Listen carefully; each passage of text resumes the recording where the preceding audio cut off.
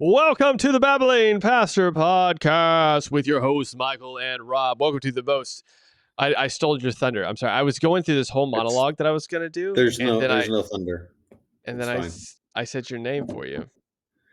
It's okay. Yeah. I feel bad now. I'm Rob. So hey, there we go. Yeah. Woo! Welcome. You know what? I'm out of here. Well, hey, so welcome to the Michael show. It's not going to be as good. I can guarantee you that. Okay. I actually, the other day, I did one because we weren't able to do any, and I didn't want to not have a Wednesday video. So I got off work accidentally early that day. And so I came home and I did one just me, and I did intro it. And I said, hey, it's the Babbling Pastor Podcast with just me. Rob's not here to balance me out, so I don't know how this will go. And so then I just went on this whole thing about pastors using AI to help write their sermons, and it was just me. And I was like, sorry guys, Rob's not here. So Rob's here though. He's here. He's back. He came back. So thank you for coming back. Well, you'll just have to see what the ratings are, and then well, if we're going by numbers, just let me know the bad news. And if we go by numbers alone, let me know the episodes with you in them have higher view counts. So just saying. So all right. Today you should grow your beard longer.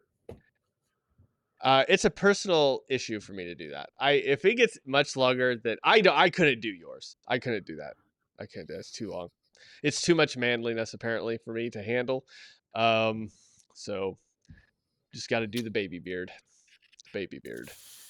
So baby beard. Today we are going to be looking at a clip that even Rob himself forgets why he bookmarked. But so he I'm sure you'll remember when you start hearing her talk.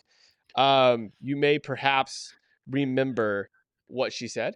Yeah. But let's go ahead. What organization is this again? I haven't full screen, so I can't tell. It's the Foundation to Abolish Abortion. There you go. Okay, so at least we know the topic that we'll be looking at today. So here we go, guys. If my life is at risk, it may not only be suggested of me to have an abortion, but required of me to have an abortion, because a life in being, my life, takes priority over something that has not been born yet. I was there for this. I think she's talking about like under her Judaism, under her faith, that she would be required to have an abortion, which that's the first time I've ever heard anything like that. This particular bill says nothing towards the case that you're bringing up where your life is in danger. This bill is about equal protection for all human beings in the womb. It's about the preservation of life. If your life were in danger because of a pregnancy, in very rare instances, very infinitesimally small I'm not just talking about physically, emotionally, psychologically. Those are exceptions to which allow a Jewish woman to have an abortion if they need one. If I may respond. What? That she's saying under Judaism that if her life is in danger, not just physically, but even emotionally, then what does that even mean? But then she would be required under her faith. I mean, first of all, it sounds like really, but if so, that's messed up. Are we going to treat everybody like that? Well, under my faith, I'm required to take a 10-year-old and rip out their heart and offer it to a false god. Yeah, well, your faith is wrong. Your faith is evil. Okay? No, that should be illegal. That should be illegal to do that. Okay. Oh my gosh. Oh, so do you remember why you bookmarked it now? Okay. You bookmarked it. It's not going to get any better because I remember that I bookmarked it because I couldn't finish watching it, so I haven't seen this. So it's a blind reaction for both of us. Neither one of us has seen that clip. Rob's like, you know what we're gonna do? We're just gonna throw a random clip out here, and I didn't even know that. Bradley Pierce, how dare you utilize logic? in what clearly should be an emotional argument. Um, wow. Okay. Yeah. So where do we start? Where do you want to start this conversation? I agree. Let's start there, I guess. I don't know. Okay. Yeah, it's interesting. I wonder if that's actually true I don't think it's true. I don't about know if it would be true about Judaism. required. If it is, or I mean, even if it's, like if it is, that is evil. He's right. That's like that's evil. Um, Well, let's also and so clarify that if it is true to Judaism, it is after the destruction of the temple, Talmud Judaism, assuming that that's what she's referencing. It's not at all. You're not going to find that in Orthodox Old Testament Judaism. yeah, because those people are Christians now. Um, I sorry, that was just jumped right off Anyway, that cliff, didn't I? the point is, yeah, it's not. You're not going to find that Yeah, in the Old Testament. it is. It is astounding to me. Now, a guy like Bradley Pierce, he's heard all of them, right? Because you heard him even say he was in the room when this discussion was going on. Um, he's heard all of this stuff, and it was really cool to be able to get and have lunch with him when he was in North Dakota for that bill, and just kind of talk about this stuff. And but for me, it never ceases to amaze me how many arguments, like not one of them is good, but how many different arguments people will bring up. Um, and I in the name of um, in the name of keeping their so-called rights to murder. um, and like the lack of it's I think on the one hand, so there's a reason. So we're homeschooling, right? Um, there's a Christian school in town uh, that does like classical education. So they would be into this really as well. Um, but I think that it's never been more important for our children, and I say our, I mean Christians, for our children, especially if you're just starting, you know, you've got really young ones and you can start at the beginning. They need to know rhetoric and logic and all of these things. Um, like not one argument that I've heard is actually logical and not just an emotional play. That's illogical, actually. So many of them are like this. Like this is um, an incredibly rare instance when it would require something like that.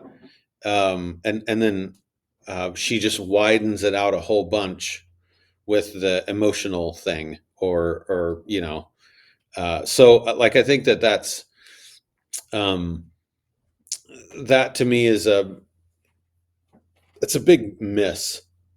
I don't know. Well, It's a big on miss in our culture.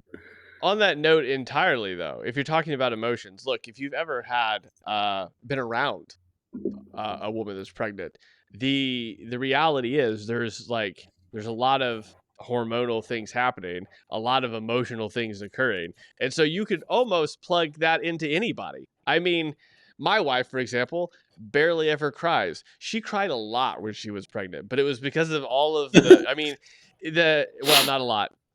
If you see this, darling, I know that's an over exaggeration. You didn't cry a lot, but you did cry some. So it's one of the things where there's a lot of to where if you're going to claim emotion for like a reason to do that, somebody no, actually, hey, no, that actually did happen. There was a guy I worked with at one point where his it was his girlfriend that they were going to have a gender reveal party, and she started having like it was really affecting her as far as like um how much she ate. Her emotions were all over the place. And then she decided, because obviously she didn't need his consent by the state on the state wise, to go do this. And so the weekend she was supposed to have a gender reveal party, she goes and murders this baby because it was making her feel a type of way she didn't like feeling. And so that fits into this exact conversation that this lady's having. Now, never mind the entire just havoc that caused everyone involved. But that just goes to show that what this lady's saying, people would use. I mean, they would 100% take advantage of whatever clause she's talking about to still go do this thing. There was nothing physically, as far as, again, the conversations I had, physically wrong with this woman. It was pregnancy. It was how her body was dealing with pregnancy.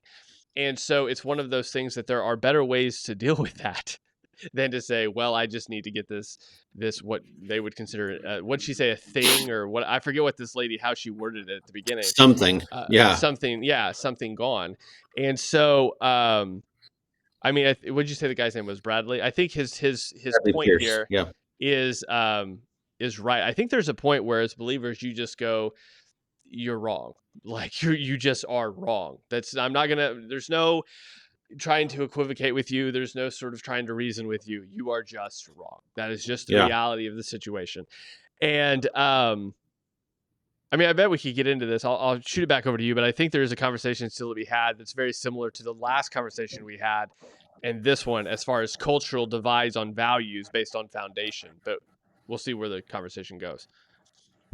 Yeah. This is a common, and I think a helpful wake up call, challenge. I don't know, for that the Christian can use when discussing this similar argument from Pierce, from Bradley Pierce, was used when he was in North Dakota, because a legislator asked him, the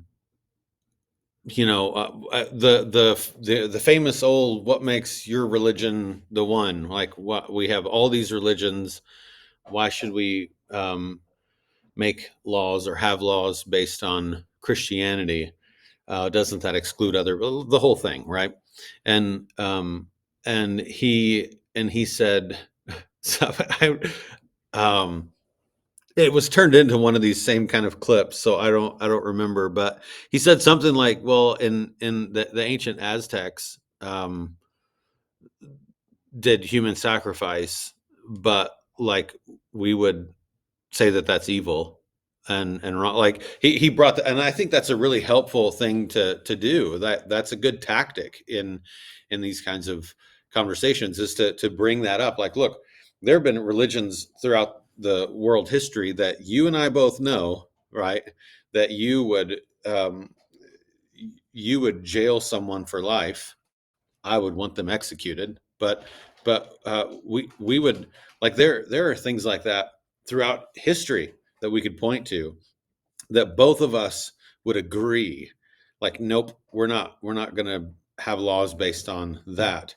So the entire argument falls to pieces just based on that truth, right? In fact, if I remember correctly, when the woman was asked that in North Dakota, or when the woman asked that in North Dakota, and Pierce kind of gave that particular argument about ancient Aztec religious culture, like, she had another question after that, but that one was over because there's no response. There's no valid response to that. Yeah. Well, and on that point, I think that's a good, I don't know if I'd call it tactic, but just a good logical direction to go. Because if you start, and I've had this conversation with a number of people before that don't agree with Christianity. And I go, okay, well, do you believe that, theft is wrong? Do you believe that adultery is wrong? I mean, where is your line? And eventually getting back to the point, the reason you probably believe that, right, you specifically believe that, is because you have been raised in a country that, whether you like it or not, is very loosely based on the religion you say you don't like. And so there are certain moral things that you yourself hold that come from the very thing that you don't think that law should be based on. But if you, I mean, but you know this is a good thing. You know it's good to have a law about this, Yeah. and you know there's an injustice in this particular circumstance that we've mentioned. Why do you hold to that? Well, at the end of the day, you hold to that because there is still some remnant of this reality that God's law is good and the things that He demands you to do are good. And even though you're really divided on everything else, that woman that was communicating with Bradley about the question of I mean, like you said, at the end of the day, you can't go any further because there is an agreement that you do have a line. You just don't. When you're faced with the reality that you have that line, you don't like what that actually means, because Yeah. you want to be a law unto yourself, but you have to admit that some of the morality that you have is stolen from a religion that you don't like, and that at its core is really partly written on your heart that you shouldn't do certain things. It's just this particular thing that you do want to do that you're trying to make excuses for. So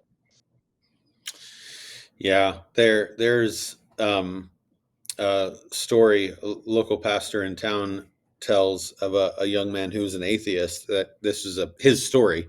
Um, this pastor's story, a young man who was an atheist and in a class that he was teaching at one point, and um, and finally at the end of it all, he did get to the natural conclusion of his atheism, and admit that it matters not if he were to sneak and rape and murder a young lady, and get away with it. There's nothing ultimately wrong with that, which is the conclusion, really. And so it is something that, like, all of this stuff is borrowed.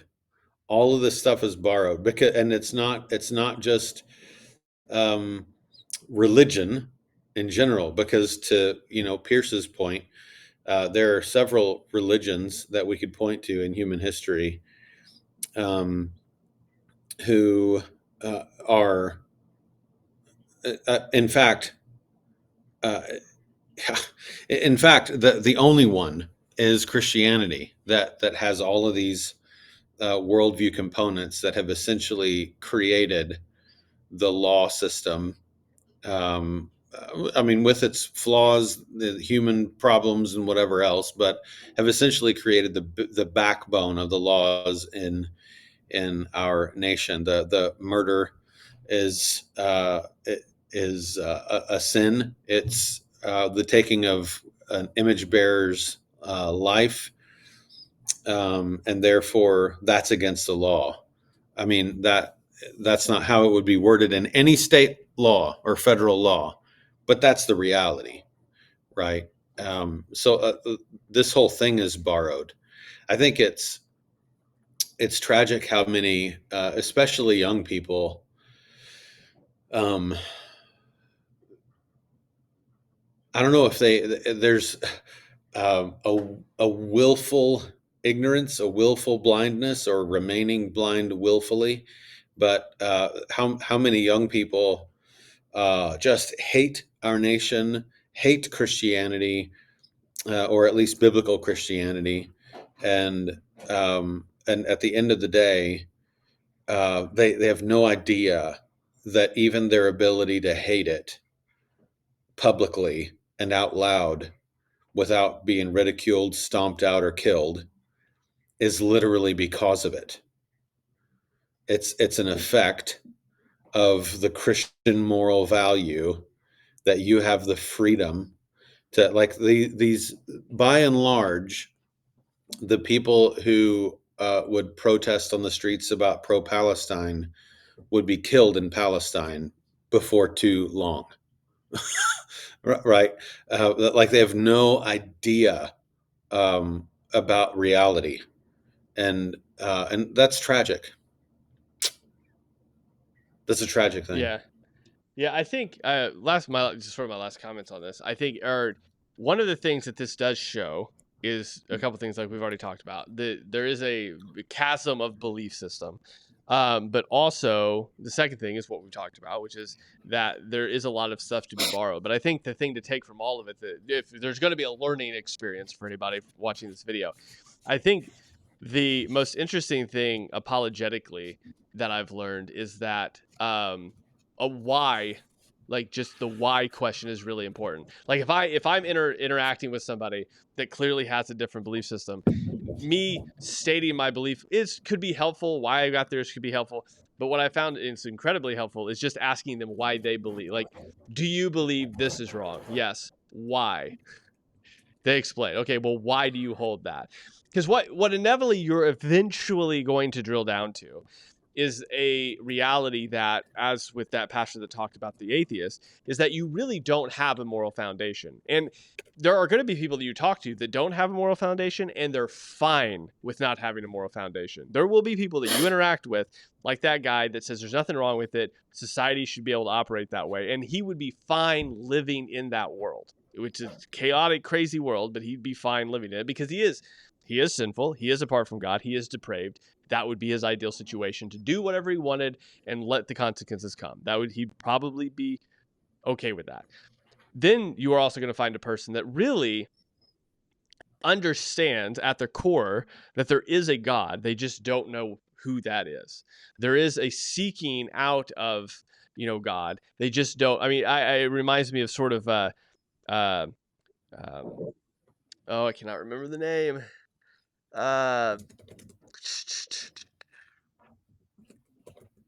I can't remember, but a king in the Bible that why can I not remember this? Josiah. So he grows up under two kings that are evil, the most evil kings. Isn't taught the ways of the Lord, but at 16 becomes very interested in the things of God. He doesn't have the scriptures at this point. For those that don't know, this is 2 Kings chapter 22 and 23. Doesn't know the scriptures, but is seeking out God, knows that there is a God. And then when somebody finds the scriptures in the temples and brings them to him and reads them to him, his heart is broke and he turns toward God. He goes, God is surely going to bring his wrath upon us because we are doing the things we shouldn't do. And then he goes about all the reforms that he brings about in Judah. And so there are a lot of people that when you drill down to like their core, they know that there's a God. They just don't know where to seek that God out because no one has taught them about who God is. And so I think just keep asking why. Like, why do you hold that view? Do you think that's right? Are you apathetic toward that? You will find people that are totally depraved and they're fine in their depravity. They do not care. But you will find people, I think, too, that have to face the reason, like that lady in the clip, or not in the clip, but the conversation that you said he had at that meeting, where they have to shift from the conversation because they know they don't really have an answer. And the hope would be in that moment that they have to mull that over in their head a little bit. And hopefully the conviction is brought to where they come to the reality that I am a hypocrite in my thinking, and I have to there has to be a way to reason this out, and that they are brought to a saving knowledge of Jesus Christ. So, yeah, I really like the way that Greg Kokel with Stand to Reason, really like the way that he talks about just leaving a rock in someone's shoe. I think that's a really helpful way to think about it. Like, I think sometimes when we, as Christians, when we have a conversation about this kind of thing,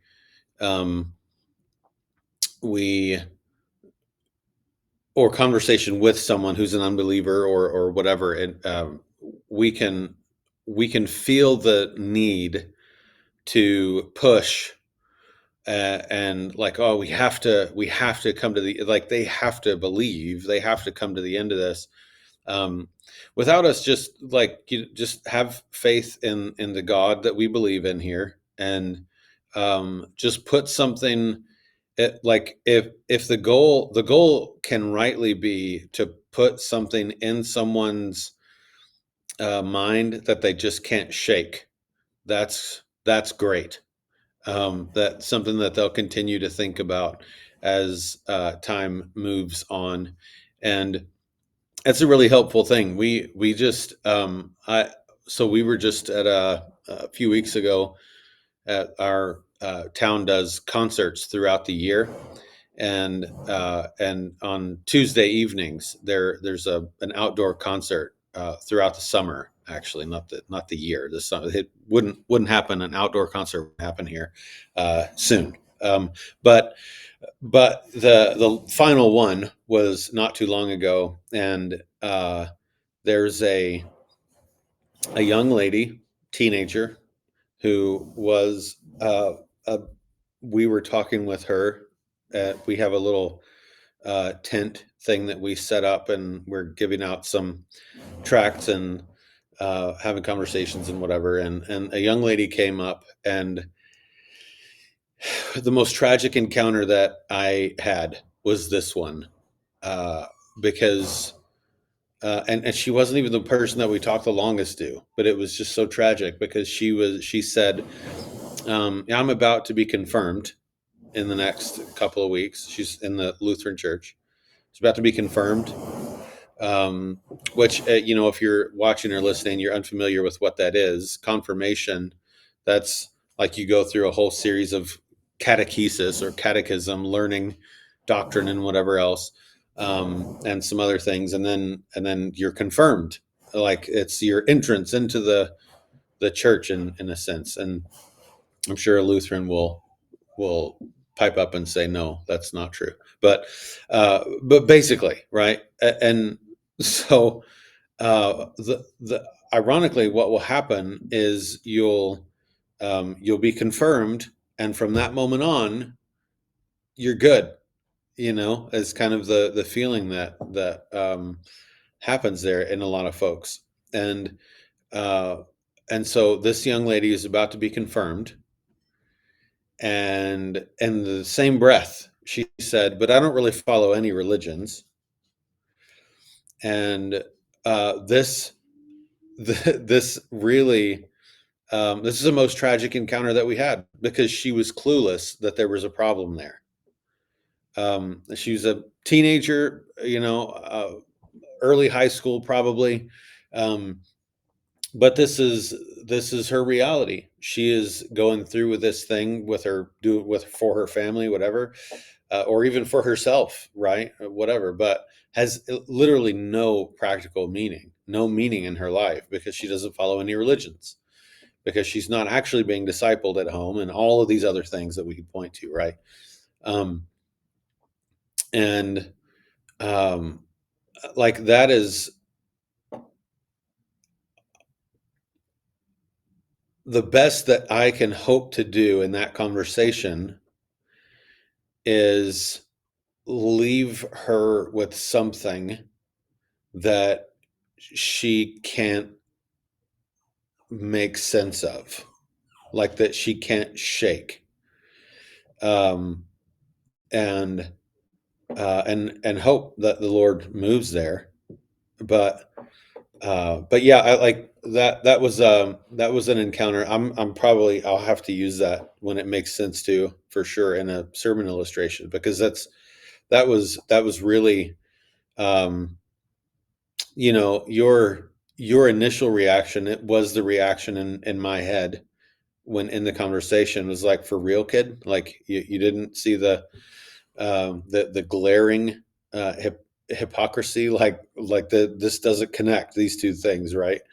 um but like realistically, that is a perfect picture of where so many people are in our nation, even the people who are, um even the people who are Christian, or Christian raised, or in around Christianity or whatever. They're around it like that. Like they're around it like that, like Christianity that's kind of apathetic, that if you're not, this young lady isn't doing drugs or anything like that, and she's going to confirmation. So nobody in her life is probably that worried about her soul, you know? Like that's horrific to me. Yeah. Well, and I think what's more you would hope that there would be somebody, I mean, the pastor specifically, but you would hope there'd be somebody that would go like, I don't know if you should go through with this. Like based on that statement, we probably shouldn't confirm you. But at that point, within sort of the mindset that seems to be prevalent there would be this idea of like, oh, well, don't be negative. Like she should at least go through with it. And like you said, actually, it's actually incredibly problematic that she does. I had a conversation with a young lady about communion, because she would go to church and the church just takes communion and she would take it too, and she doesn't believe. And I was like, don't do that. Like Paul specifically says you're drinking wrath upon yourself. And so like, don't do that. Like, just because everybody else is doing it, because you feel like somebody would be mad if you don't do it, first of all, you don't believe. There is no reason for you to be taking communion. And the fact that no one's telling you not to is a problem as well, especially because people know apparently that she's not. And so they're just letting her do it. And you're just like, like there is something to be said about having sort of a hard line there. I mean, like he said, just to wrap it right back around to the video, there's something to be said about saying you're wrong or that religion is wrong, and just saying that flat face and not having an issue with the reality that, yeah, like what's that meme where that one guy standing in a circle surrounded by people, he's like, yeah, you're all wrong. Like the reality is there is a time where you just have to be that guy and be like, I've heard the argument, I've heard what you said, it still doesn't matter. And to have, again, I'm sure Brad wasn't probably the most popular person in the room that day, but standing on, how do the kids say, standing on business, and just saying, no, this is what I believe, and it is true.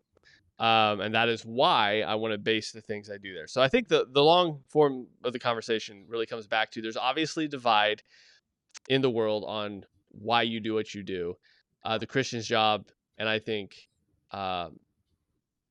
in evangelism and apologetics, is like what you said, just get them thinking about something that the Holy Spirit's going to use as a seed to bug the crap out of them until they just can't ignore the reality of the situation. So that's what I got. Yeah, well, I guess I'll shut up too. I don't really have a lot more. Follow this organization, the Foundation to Abolish the Foundation Abortion. to Abolish Abortion. Lots and lots of good material. End Abortion Now is another one that has lots and lots of good free material. But definitely an advocate for this point of view. We need to stop murdering children and giving murderers of any relation to the child just immunity about it. So, all right. Well, hey guys, if you like the episode, like this. We'll talk to you later. Goodbye. Peace. Isn't that what people do? I don't know.